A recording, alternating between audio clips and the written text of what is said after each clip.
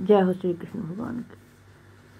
श्री कृष्ण भगवान कहते हैं, यह आत्मा किसी काल में भी ना तो जन्मता है और न मरता ही है, तथा ना यह उत्पन्न होकर फिर होने वाला ही है, क्योंकि यह अजन्मा, नित्य, सनातन और पुरातन है। शरीर के मारे जाने पर भी यह नहीं मारा जाता।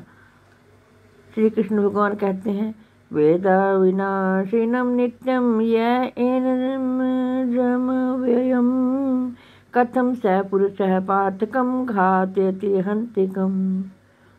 हे पृथा पुत्र अर्जुन, जो पुरुष इस आत्मा को नाश रहित, नित्य, अजन्मा और अव्यय जानता है, वह पुरुष कैसे किसको मरवाता है और कैसे किसको मारता है। वासांसि जीर्णानि यथा विहाय नवानि गृह्णाति नरो प्राणी, तथा शरीराणि विहाय जीर्णान्यानि संयाति नवानि देहि। जैसे मनुष्य पुराने वस्त्रों को त्याग कर दूसरे नए वस्त्रों को ग्रहण करता है, वैसे ही जीवात्मा पुराने शरीरों को त्याग कर दूसरे नए शरीरों को प्राप्त होता है। नैनम छिदन्ति शस्त्राणि नैनम दहति पावकः, न चैनम क्लेदयन्त्यापो न शोषयति मारुतः। इस आत्मा को शस्त्र नहीं काट सकते, इसको आग नहीं जला सकती, इसको जल नहीं गला सकता और वायु नहीं सुखा सकता। अच्छेद्यो अय मदाह्यो अयम क्लेद्यो अशोष्य एवच नित्यः सर्वगतः स्थाणुरतलोऽयं सनातनः। क्योंकि यह आत्मा अछेद्य है, यह आत्मा अथाह है, अक्लेद्य और निस्संदेह अशोष्य है, तथा यह आत्मा नित्य, सर्वव्यापी, अतल, स्थिर रहने वाला और सनातन है। अव्यक्तो अयम चिन्त्यो अयम विकार्यो अयम उच्यते, तस्मादेवं विदित वैनं मुनानो शोचितुमर्हसि। यह आत्मा अव्यक्त है, यह आत्मा अचिंत्य है और यह आत्मा विकार रहित कहा जाता है। इससे हे अर्जुन, इस आत्मा को उपयुक्त प्रकार से जानकर तू शोक करने को योग्य नहीं है, अर्थात तुझे शोक करना उचित नहीं है। अथ चैनम नित्य जातम नित्यम वा मन्यसे मृतम, तथापि तुम महाबाहो नैवं शोचितुम हर्षि। जातस्य हि ध्रुवो मृत्युर्ध्रुवं जन्ममृतस्य च, तस्माद् परिहार्यर्थेन त्वं शोचितुम हर्षि। अव्यक्तादीनि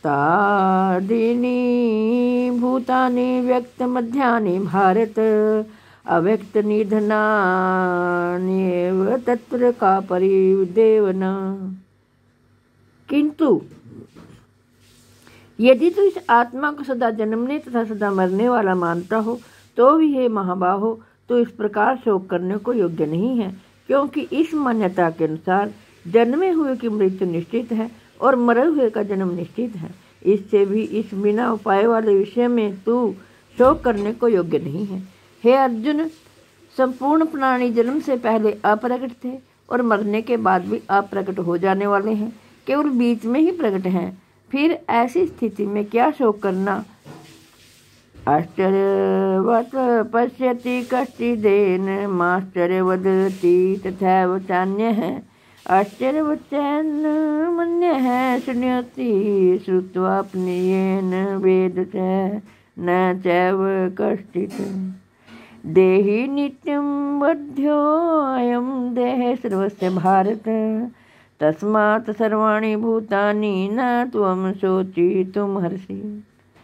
कोई एक महापुरुष ही इस आत्मा को आश्चर्य की भांति देखता है और वैसे ही दूसरा कोई महापुरुष ही इसके तत्व का आश्चर्य की भांति वर्णन करता है, तथा दूसरा कोई अधिकारी पुरुष इसे आश्चर्य की भांति सुनता है और कोई कोई तो सुनकर भी इसको नहीं जानता। हे अर्जुन, यह आत्मा सबके शरीरों में सदा ही अवध्य है, इस कारण संपूर्ण प्राणियों के लिए तू शोक करने को योग्य नहीं है, तथा अपने धर्म को देखकर भी तू भय करने योग्य नहीं है, अर्थात तुझे भय नहीं करना चाहिए, क्योंकि क्षत्रिय के लिए धर्मयुक्त युद्ध से बढ़कर दूसरा कोई कल्याणकारी कर्तव्य नहीं है। श्री कृष्ण भगवान कहते हैं, पार्थ, अपने आप प्राप्त हुए और खुले हुए स्वर्ग के द्वार रूप इस प्रकार के युद्ध को भाग्यवान क्षत्रिय लोग ही पाते हैं। किंतु यदि तू इस धर्मयुक्त युद्ध को नहीं करेगा तो सब धर्म और कीर्ति को खोकर पाप को प्राप्त होगा तथा सब लोग तेरी बहुत काल तक रहने वाली अपकीर्ति का भी कथन करेंगे। और माननीय पुरुष के लिए अपकीर्ति मरण से भी बढ़कर है, और जिनकी दृष्टि में तू पहले बहुत सम्मानित होकर अब लघुता को प्राप्त होगा, वे महारथी लोग तुझे भय के कारण युद्ध से हटा हुआ मानेंगे। तेरे बैरी लोग तेरे सामर्थ्य की निंदा करते हुए बहुत से ना कहने योग्य वचन भी कहेंगे। उससे अधिक दुख और क्या होगा? या तो तू युद्ध में मारा जाकर स्वर्ग को प्राप्त होगा अथवा संग्राम में जीत कर पृथ्वी का राज्य भोगेगा। इस कारण हे अर्जुन, तू युद्ध के लिए निश्चित करके खड़ा हो जा। जय पराजय, लाभ हानि और सुख दुख को समान समझकर उसके बाद युद्ध के लिए तैयार हो जा। इस प्रकार युद्ध करने से तू पाप को नहीं प्राप्त होगा। हे पार्थ, यह बुद्धि तेरे लिए ज्ञान योग के विषय में कही गई, और अब तू इसको कर्म योग के विषय में सुन।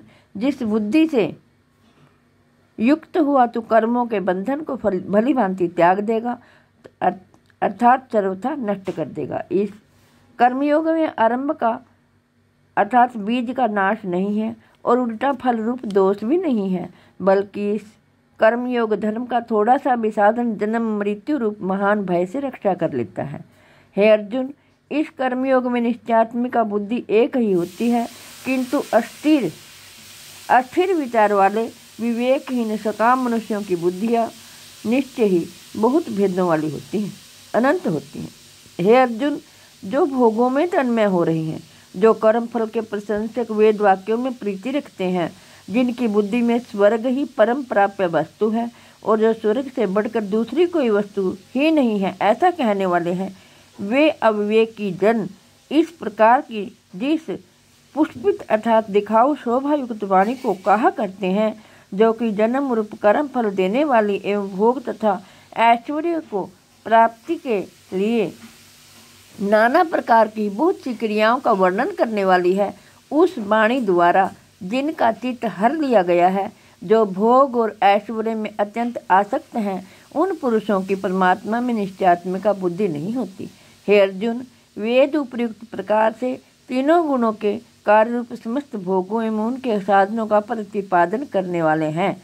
इसलिए तू उन भोगों एवं उनके साधनों में आसक्तिहीन, हर्ष शोक आदि द्वंद्वों से रहित, नित्य वस्तु परमात्मा में स्थित, योग क्षेम को ना चाहने वाला और स्वाधीन अंतःकरण वाला हो। हे कृष्ण गोविंद हरे मुरारे, हे नाथ नारायण वासुदेवाय। हे कृष्ण गोविंद हरे मुरारे, हे नाथ नारायण वासुदेवाय। आपसे हाथ जोड़कर प्रार्थना है कि आपके घर में जो बीमार हों, जो लाचार हों, जो चल फिर ना सकते हों, आप ये गीता जी का पाठ उन्हें अवश्य सुनाएं ताकि वो लाभ प्राप्त करें और शांति प्राप्त करें। जय हो श्री कृष्ण भगवान की। आज मैंने आपको गीता जी का दूसरा अध्याय पढ़कर सुनाया है। विश्व के कल्याण के लिए, जगत के कल्याण के लिए मैंने गीता जी का पाठ शुरू किया हुआ है। मैं आशा करती हूँ आप सब इसका लाभ उठाएंगे। जय हो श्री कृष्ण भगवान। जल्दी आ जा।